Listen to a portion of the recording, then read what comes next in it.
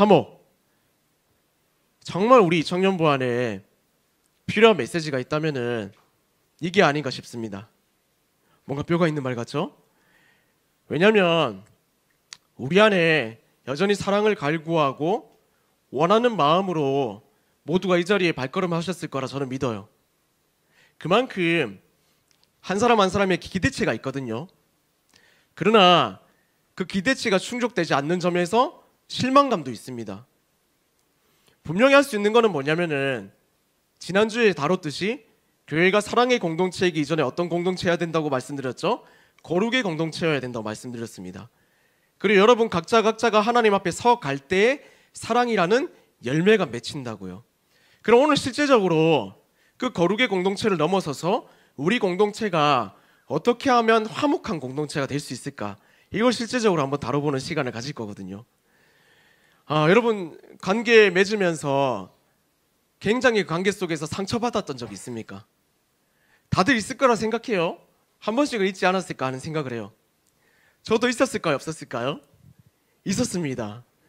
저도 이제 여러분 보시기 알겠지만은 외향이잖아요. 그래서 이인데 이 사람은 관계적으로 문제가 없을 거야라고 생각하기 쉽지만 저도 관계에 어려움이 있었어요. 과거에 있었고 지금도 있습니다 분명히. 그래서 과거에 제가 대학생 때는 굉장히 이제 날카로웠거든요. 날카롭고 되게 시크하고 그래가지고 진짜 시크했어요. 되게 시크했거든요. 그래가지고 구체적으로 얘기하자면 좀 같이 이제 살게 된 그 동기 친구가 있어요. 물론 남자입니다. 오해하지 마세요.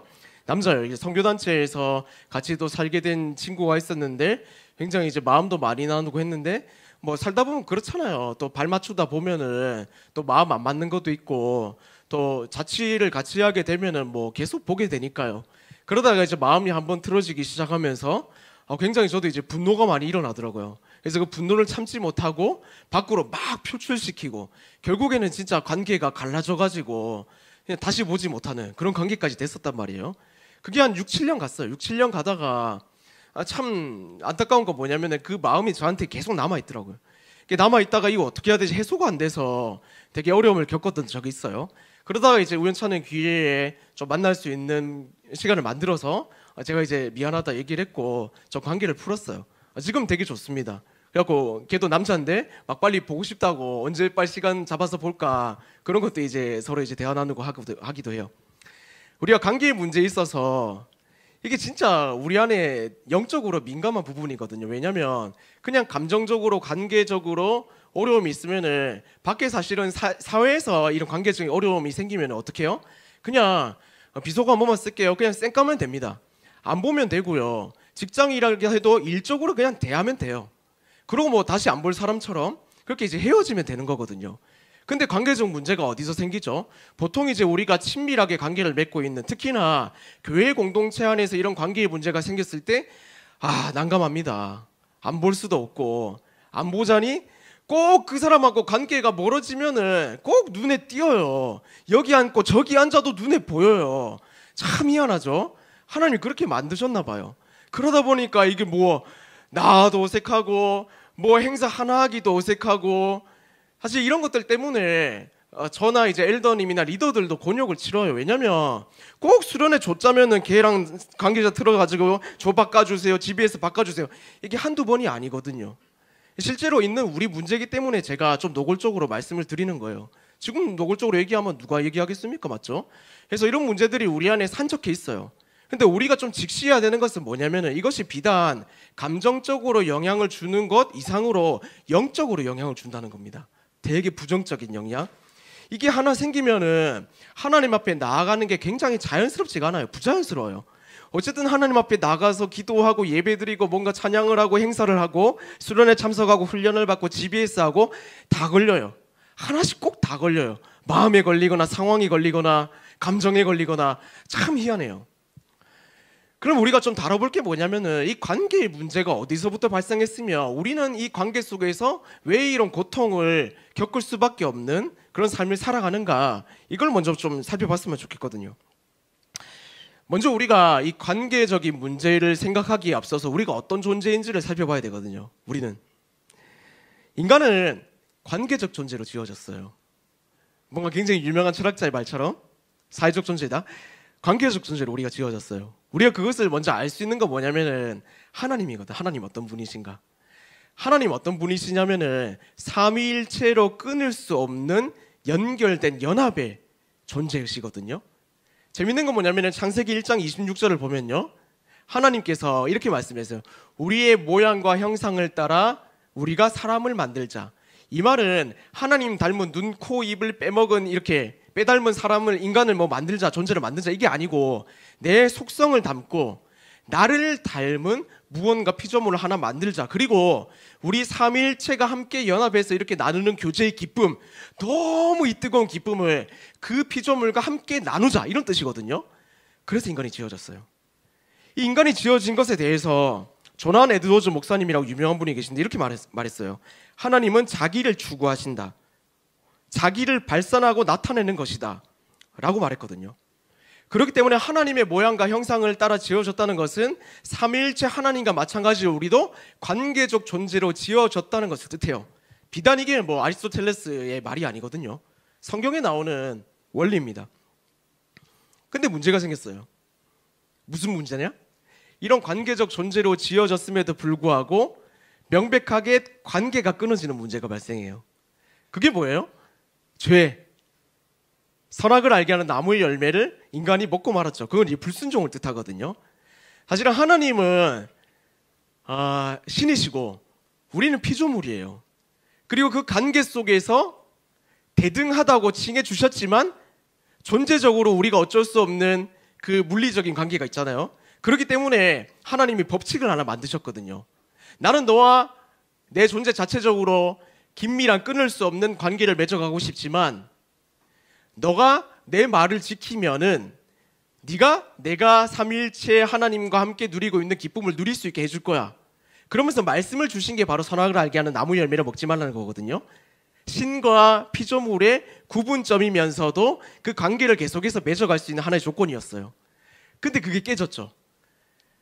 그래서 우리가 알고 있는 불순종의 죄가 뜻하는 게 뭐냐면은 단순하게 생명이 사망으로 옮겨갔다가 아니라 하나님과 연합되어 있는 것이 끊어졌다. 이게 핵심이에요. 왜냐면 이 자체가 죄고 이 자체가 사망을 뜻하기 때문이에요. 무슨 말이냐면은 좀 어렵게 가는데 무슨 말이냐면 여러분, 지옥이 어떤 의미를 갖고 있을까요? 지옥. 뜨거워, 무서워, 막 이런 곳인가요? 뭔가 우리가 영화를 보면은 막 큰 굴레 속에서 막 이렇게 계속해서 뭐 그런 거 막 돌아가고 인간들 막 끝까지 뛰어가고 막 불못에서 막 죽었다 깨어났다 막 이런 상상이 되겠지만은 사실 지옥의 엄밀한 정의는 뭐냐면은 하나님이 없는 곳이거든요. 하나님의 부재가 바로 지옥이에요.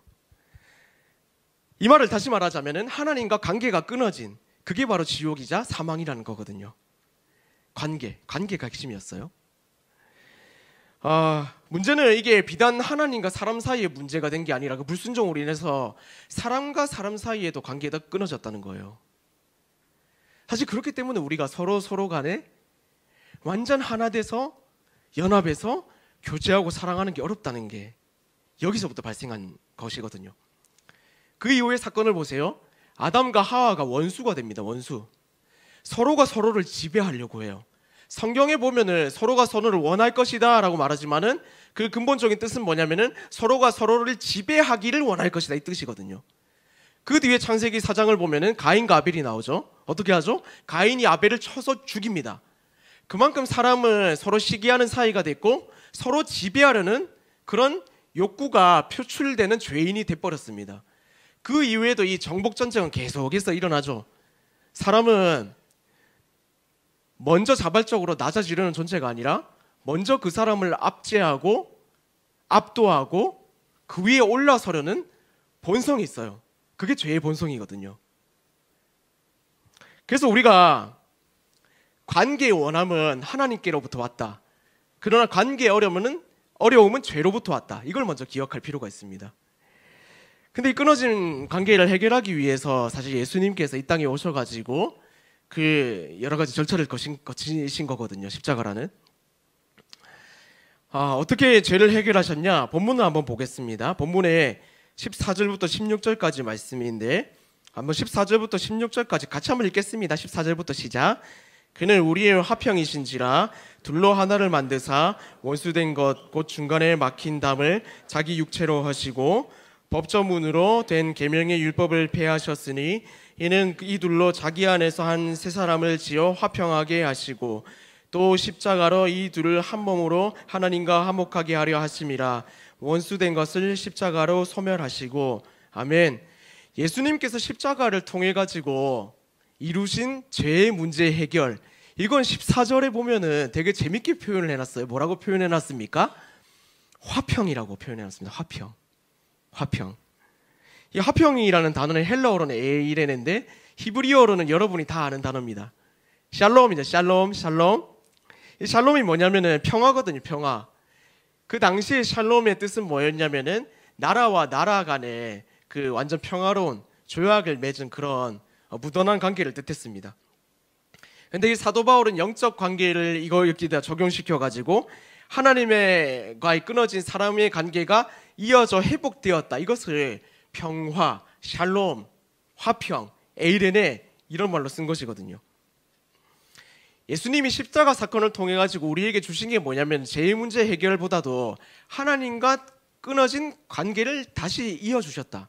이게 하나님의 십자가의 메인 사역이라 말할 수 있거든요. 이게 핵심이에요. 십자가의 핵심.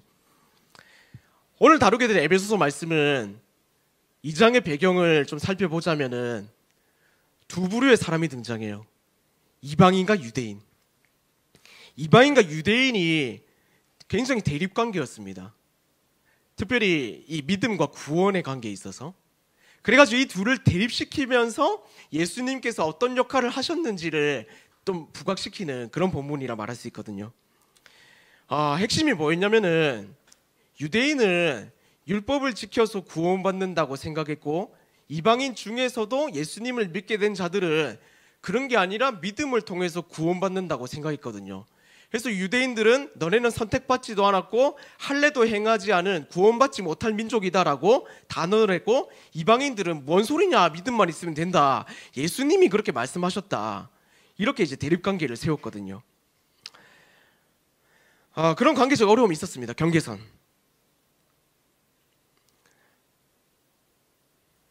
근데 사실은 이들이 맺고 있는 관계의 어려움을 통해서 우리가 여전히 삶을 살아가면서 경험할 수밖에 없는 관계적 어려움이 우리 속에도 여전히 있다는 것을 에베소서 말씀을 통해서 보여주는 거거든요.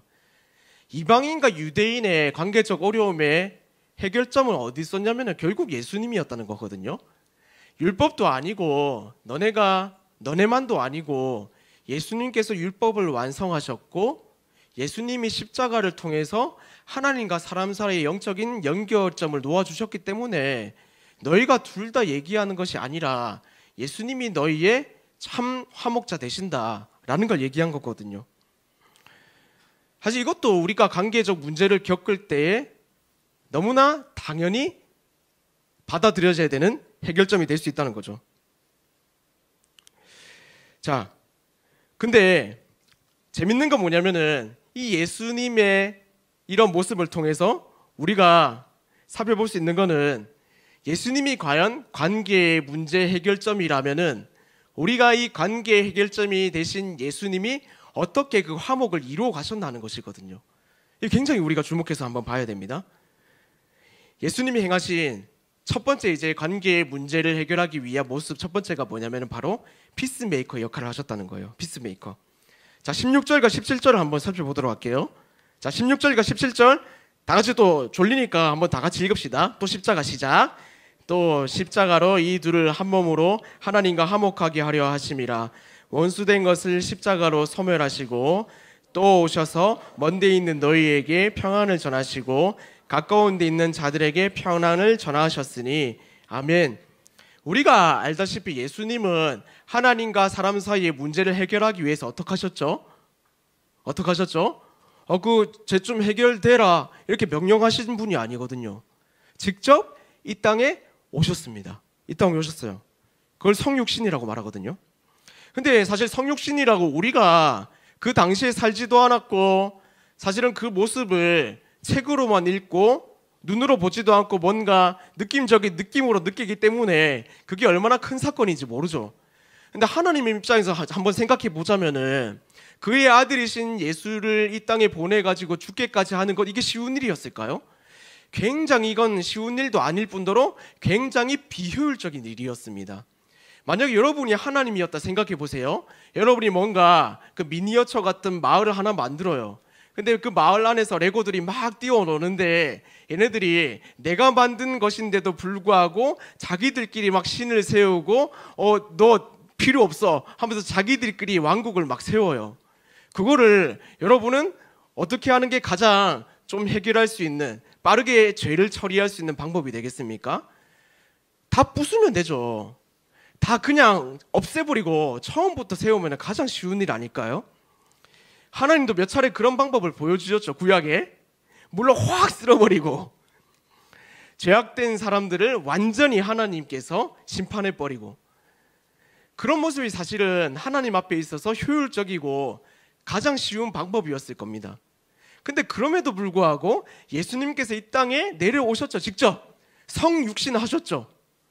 왜 그런 비효율적인 방법을 쓰셨는가 한번 생각해 볼 필요가 있거든요. 왜냐하면 하나님은 그 영혼 하나하나를 자기의 모양과 형상을 따라서 관계적 존재로 지으셨고, 그래서 그 영혼 하나하나가 하나님과의 올바른 관계 속에서 스스로가 하나님 앞에 나오길 원하셨고, 파괴가 아니라 회복을 원하시는 분이 하나님이셨거든요. 그렇기 때문에 이 성육신의 프로세스를 하나님께서 사용하신 거거든요. 그래서 이 땅에 오시게 된 거거든요. 재밌는 거 뭐냐면은 이게 굉장히 자발적인 헌신이었다는 겁니다. 자발적인 헌신. 부가적으로 17절 한 번 더 볼게요. 17절 뭐라고 하고 있냐면 이렇게 말해요. 또 오셔서 먼 데 있는 너희에게 평안을 전하시고 가까운 데 있는 자들에게 평안을 전하셨으니, 이 뭘 뜻하냐면은 17절에 보면은 직접 찾아가셨다는 거예요. 먼 데 있는 사람 이방인에게 직접 찾아가시고 가까워 있는 자들 유대인들에게 직접 찾아가시고, 이 둘을 손을 딱 이어주기 위해서 화목해라 라고 이 프로세스를 밟아가신 분이 예수님이시라는 거예요. 그냥 죄인된 사람들 내버려 두지 않고 아버지 다 쓸어버리십시오 필요 없습니다 라고 한 게 아니라 직접 찾아가셔가지고 손을 붙잡고 하나님 손에 인계해줘서 그 손을 잊게 하신 게 예수님이 하신 방법이라는 겁니다. 자, 이게 보여주는 게 뭘까요? 성육신과 예수님의 죄사함의 방법은 굉장히 자발적이었다는 거거든요. 자발적이었다. 그리고 적극적인 순종이었다. 이 모습은 하나님과 사람 사이에서 끊어진 단절된 관계가 있을 때 우리가 어떻게 해야 되는지 분명히 보여주고 있는 모습이기도 해요. 우리가 하나님과의 관계가 막 소원할 때가 있어요.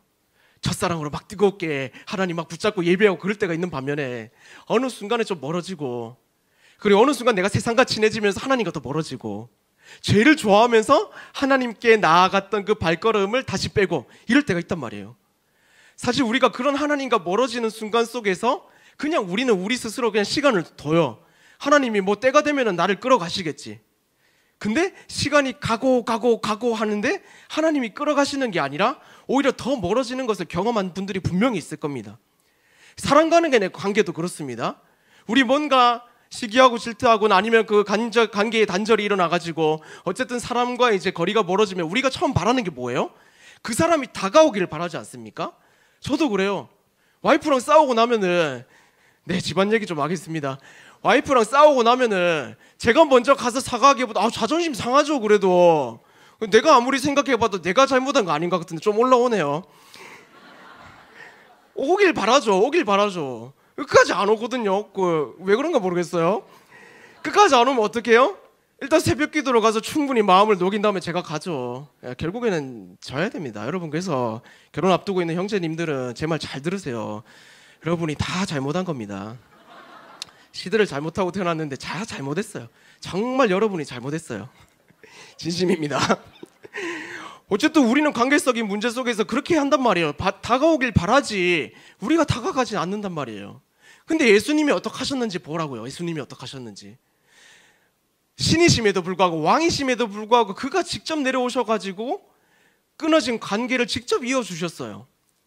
끊어진 원수된 관계를 본인이 직접 찾아가서 자발적으로 그렇게 헌신하셨다고요. 찾아가야 합니다. 하나님을 찾아가야 하고요. 사람을 찾아가야 합니다. 시간이 지나면 해결되겠지. 굉장히 그 어리석은 방법입니다. 제발 여러분, 하나님과의 관계가 멀어져 있습니까? 그러면은 이 예배뿐만 아니고 곳곳에서 은혜 받을 수 있는 예배의 자리로 찾아가십시오. 기도의 자리로 찾아가십시오. 일주일에 한 번 예배 드려고 어떻게 승리합니까? 맞잖아요. 1시간 예배 드려가지고 어떻게 24시간 곱하기 7을 이겨낼 수가 있겠습니까? 물론 예배에 승리하면 하나님께서 함께 동행하심에 대한 그런 하나님 인도하심이 분명히 있죠. 사람과의 관계도 마찬가지입니다. 여러분, 시간이 해결해 주지 않습니다. 어떡하려고 그러고 시간 지나고 나서 혹시나 아예 뭐 딴 곳으로 가거나 뭐 아예 우리가 물리적으로 만날 수 없는 거리나 상황에 처한다면 어떡할 거예요? 뭐 안 보면 되지. 그게 되던가요? 남아있거든요. 내가 굳이 생각을 안 했을 뿐이지 남아있어요. 이거 어떡할 거야? 이 문제를 찾아가야 됩니다. 왜요? 우리가 다른 이유가 없어요. 이 단 하나의 이유 때문에, 예수님이 그러셨기 때문입니다. 예수님이 그러셨기 때문에. 우리의 유일한 지침이 있다면 예수님밖에 없거든요. 예수님이 그러셨기 때문에 찾아갈 수 있기를 바랍니다. 자발적으로 여러분, 정말 여러분의 마음을 가지고 하나님 앞에, 사람 앞에 나아가서 그 어려움들을 예수님이 하셨듯이 그 마음을 통해서 해결될 수 있기를 정말 간절히 축원하고 축복합니다. 피스메이커는 자발적인 마음으로 하는 거예요. 하회는 둘 사이의 어려움을 없애는 게 아니라 둘 사이에 생긴 죄의 문제를 해결하는 것이기 때문입니다. 단순히 관계의 문제가 아니라 이건 죄로 일어난 심각한 영적인 문제라는 것을 여러분 직시할 수 있어야 합니다. 두 번째, 우리가 따라가야 되는 예수님의 화평의 모습은 뭐냐면은 모퉁이 돌이 되셨다는 거예요. 20절인데 20절을 다 같이 한번 읽어보겠습니다. 20절, 너희는 시작. 너희는 사도들과 선지자들의 터 위에 세우심을 입은 자라. 그리스도 예수께서 친히 모퉁이 돌이 되셨느니라. 아멘. 모퉁이 돌은 원어로 좀 어려운데 아크로고니아이오스라는 헬러 단어인데 이게 뭐냐면은 둥근 천장과 건물을 이어가는 중요한 핵심 돌멩이를 뜻해요. 근데 이거는 처음에 들어가는 머릿돌을 뜻하기도 해요. 마지막을 완성하는 마지막 돌이기도 해요. 처음 건물이 시작될 때 사용되는 돌이면서 마지막 그 용의 그 활용 정점을 찍는 그런 용도로도 사용된다는 말입니다. 다시 말해서 그리스도는 교회의 첫 시작이자 끝이라는 거죠. 알파 오메가가 그 뜻이거든요. 여러분 생각해 보세요. 예수님이 그렇다면은 처음에 이 땅에 오셔서 하늘에 올라가시기까지 통일성 있게 보여주셨던 모습은 무엇일까요? 마가복음 10장 45절인데요. 저는 이 말씀만 여러분 기억해도 오늘 설교 잘 들었다고 생각합니다. 마가복음 10장 45절. 이거 한번 다 같이 한번 읽어보겠습니다. 인자가 시작.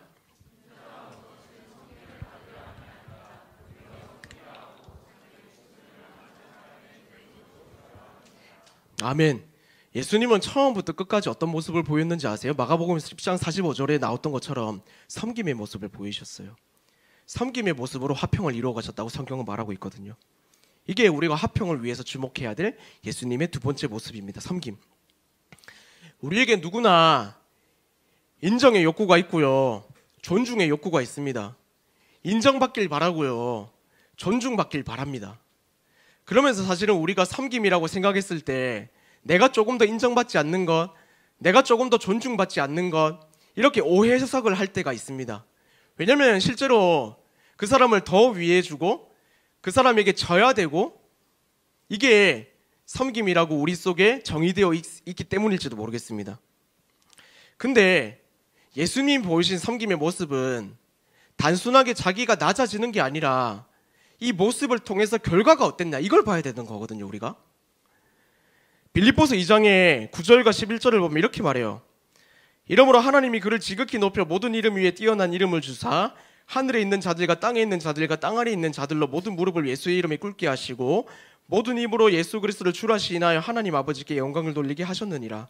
이 빌립보서 9장 2장 9절 이전에 예수께서 하늘 보좌를 버리시고 이 땅 위에 오셨다, 그가 모든 것을 버리셨다, 그가 섬기셨다라고 말하는데, 그 뒤에는 뭐라 말하냐면은 그의 섬김으로 인해서 그의 이름이 하나님보다, 하늘보다, 그 무엇보다 높임을 받았다라고 말하고 있다는 겁니다. 이게 사실은 예수님의 섬김이 보여주신 목적이고, 그리고 우리가 섬길 때 과연 우리를 하나님께서 어떻게 평가하시는가, 고스란히 담겨있는 교훈이거든요. 섬김, 그것은 우리가 다른 사람을 위해서 낮아짐, 이 수준이 아니라 정말 예수님께서 스스로가 높아지기 위해서 걸어가셨던 걸음이며, 우리가 그 섬김의 가정 가운데 있을 때 나중자가 먼저 된다고 하나님께서 우리를 들어 쓰시는 유일한 방법이 된다는 겁니다. 여러분, 섬김, 내가 존중받지 않고 내가 인정받지 않는 게 아니라, 사람 앞에 그럴지 모르겠습니다. 사람 앞에 지는 게 여러분 억울할 수도 있겠습니다. 사람 앞에 그러니까 지는 게 그냥 내가 그냥 당하고 있는 게 그냥 가만히 있는 게 바보같이 보일지 모르겠습니다. 근데 그게 하나님 보시기에 어떻다는 거죠. 어떻다는 거냐, 그걸 생각해 볼 필요가 있다는 거죠. 하나님 보시기에는 그게 존귀한 것이고 그게 높임 받을 수밖에 없는 이유라고 말한다는 것입니다. 이것도 아까와 마찬가지입니다. 왜 우리가 섬겨야 됩니까? 왜 우리가 그렇게 바보가 되어야 됩니까? 왜 그렇게 우리가 참아야 됩니까? 왜 내가 그렇게 해야 됩니까? 이거 뭐 찾아보라면 세상에서 이유는 뭐 찾을 수가 없죠. 단 하나의 이유가 있다면 성경에서 말하는 이것밖에 없거든요. 예수님이 그러셨기 때문에. 예수님이 그러셨기 때문에. 여러분, 섬기는 자가 되십시오. 여러분 보기에 손해보는 것이라 할지라도 하나님은 그것을 귀하다고 하시거든요. 예수님의 모습처럼 서로 가운데 섬김 있는 저와 여러분 됐으면 좋겠습니다. 섬김으로 정말 하나님께 여김받는 그런 자들로 살아갈 수 있기를 주님의 이름으로 축원합니다. 네, 제가 지난주에 와이프랑 함께 아이들을 다 어린이집 학교 다 보내놓고 너무 행복하더라고요. 진짜 제 아이들 보고 너무 행복하긴 한데 보내니까 너무 행복했어요. 그러고 나서 이제 영화를 보러 갔어요. 영화 이제 인사이드 아웃 2를 보러 갔는데, 스포하는 거 아닙니다. 뭐 누구 죽거나 이런 거 아니거든요. 그래서 기쁨이가 죽습니다 이런 아니에요. 죽지 않아요. 예. 영화 인사이드 아웃을 보러 갔어요. 이제 애들 다 보내놓고 나서 그 주인공이 있잖아요. 여러분 아시는 이제 소녀가 나오는데 여전히 나오거든요. 이 정도는 괜찮지 않아요? 죄송합니다. 뭐 만약에 불만 있으시면 제가 사과드리고, 어쨌든 그 소녀가 이제 자라나가는 과정 속에서 좀 이제 사춘기를 겪게 되거든요. 처음에 우리가 알고 있는 감정들이 있잖아요. 4개의 감정인가 5개인가? 그것 이외에 사춘기를 겪으면서 얘네들이 보지도 못한 감정들이 훅 들어오거든요. 그래가지고 막 둘 감정 사이에, 그룹 사이에 막 싸움이 일어나요. 그래서 원래 이제 그룹이 이제 그 팽 당하거든요. 팽 당하고. 그래서 이제 새로운 감정들을 가지고 막 그 소녀를 막 조종해 가기 시작하는데, 소녀가 막 정신을 못 차려요. 정신을 못 차리다가 결국에는 이제 너무 스포네요, 여러분. 내용은 얘기 안 했잖아요. 내용인가 이게? 결국 이제 그 화합하거든요. 이 정도는 예상할 수 있잖아요. 화합하는데, 그래갖고 소녀가 이제 되게 좀 정서를 되찾아요. 죄송합니다, 여러분. 나 수습이 안 되네. 큰일 났네. 근데 제가 그거 보면서 느낀 게 뭐냐면은, 거기서 이제 두 감정선들이 이제 계속 봤던 게 뭐냐면 서로 간의 그 날카로움이었거든요. 날카로운 그 속에서 막 서로가 아니라고 하는 거예요. 내가 맞다고. 근데 그거 보면서 제가 이제 우리 공동체를 생각하게 됐어요.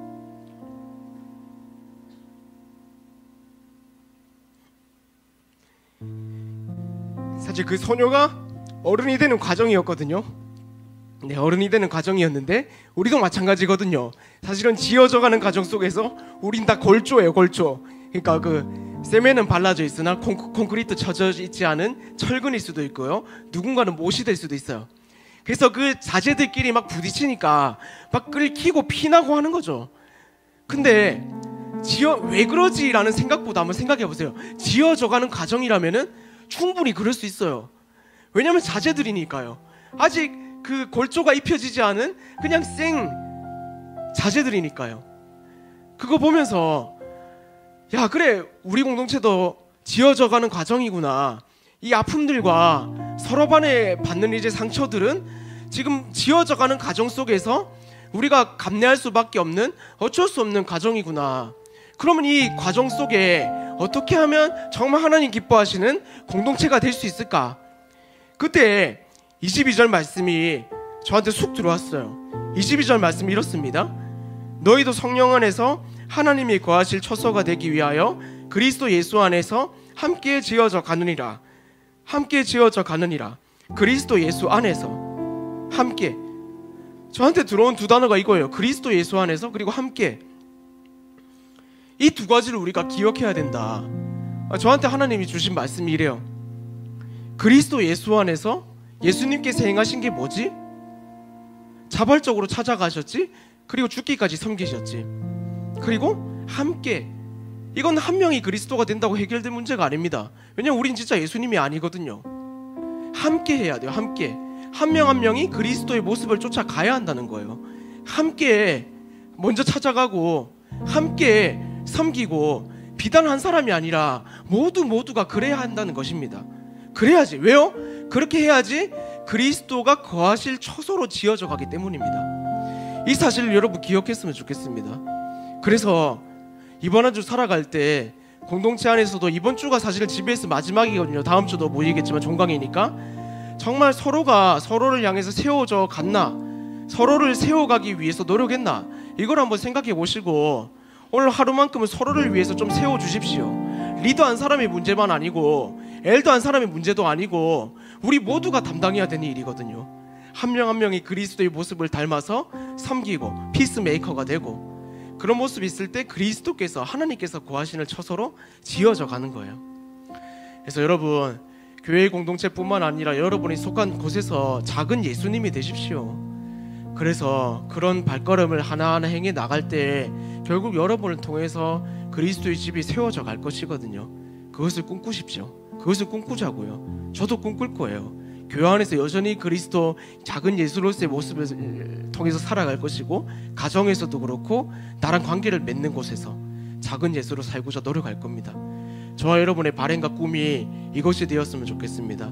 그래서 이 발걸음을 걸어간 후에 하나님께서 어떻게 만들어 가시는가, 그것을 기대하고 함께 발걸음해서 이번 한 주가 하나님께서 인도하실 수밖에 없는, 하나님께서 보시기에 기이 여김 받을 수밖에 없는 그런 공동체, 그런 개인의 삶을 살아갈 수 있기를 주님의 이름으로 축원합니다.